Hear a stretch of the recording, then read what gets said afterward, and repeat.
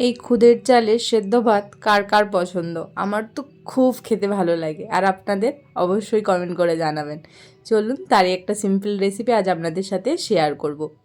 সত্যি কথা বলতে গ্রামের সবাই প্রায় আমরা এই খুদের সেদ্ধ ভাতের সাথে সবাই পরিচিত, আর এটা আমাদের খুব প্রিয়ও একটা খাবার।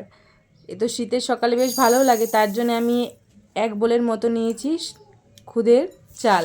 একদম ছোট ছোট যেটা চাল থেকে একদম ছোট্ট ছোট্ট চাল বেরোয়, সেই চালটাকে আমরা রেখে দিই, সেটাকেই আমরা খুদের সেদ্ধ ভাত করে এক সময় খাই, আর খেতে খুব ভালোও লাগে বেশ এটা।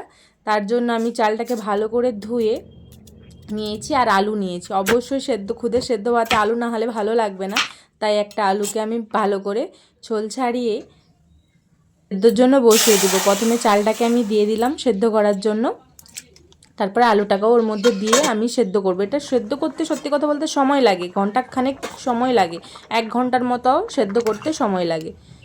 আপনারা একটু সময় ধরে সেদ্ধ করে নেবেন।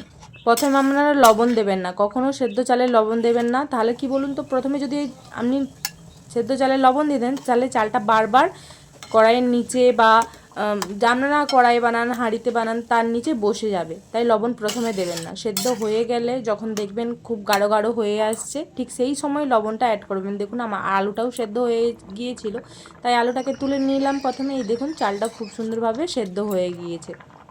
আমরা যদি আরও গলাতে চান তাহলে আরও গলাতে পারেন।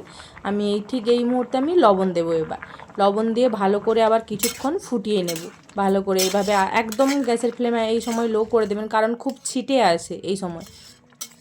লবণ দিয়ে যেহেতু দিয়েছি না, খুব নিচে বসে যাবে, আর অনবরত আমাকে আপনার দিকে নেড়ে নিতে হবে। তো আমার হয়ে গিয়েছে, তাই গ্যাসের আঁচটা বন্ধ করে দিলাম। আর এদিকে আমি আলুটা মাখিয়ে নেব। তার জন্য আমি পেঁয়াজটাকে সরু সরু করে কুচিয়ে নিলাম। এই পেঁয়াজ মাখা দিয়ে আলু মাখা অসাধারণ খেতে লাগে। এটা হলেই খাওয়া হয়ে যায় প্রায়। লঙ্কার তেলটাকে ভালো করে ভেজে নিয়েছি, জিরে দিয়ে আর শুকনো লঙ্কা দিয়ে ভেজে নিয়েছি। উপর থেকে লবণ দিয়ে ভালো করে আমি এটাকে মাখিয়ে নেব। আমার তো জিভে এখনই জল চলে আসছে আবার এটা দেখে। আপনারা কার কেমন লাগে এই সেদ্ধ ভাত খেতে অবশ্যই আমাকে কমেন্ট করে জানাবেন। এরপরে সেদ্ধ আলুটাকে দিয়ে ভালো করে আমি এবার মাখিয়ে নেব। সত্যি কথা বলতে এই সেদ্ধ ভাতের সাথে সামান্য এই সেদ্ধ আলুর সাথেও খুব ভালো লাগে। তার সাথে আমি নিয়েছি সেদ্ধ ডিম। ওহো, দারুণ অসাধারণ লাগে খেতে।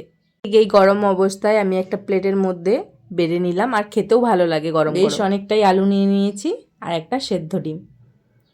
আমার ভিডিওটা কেমন লাগলো অবশ্যই কমেন্ট করে জানাবেন। ভিডিওটি ভালো লাগলে চ্যানেলটিকে সাবস্ক্রাইব করে দেবেন।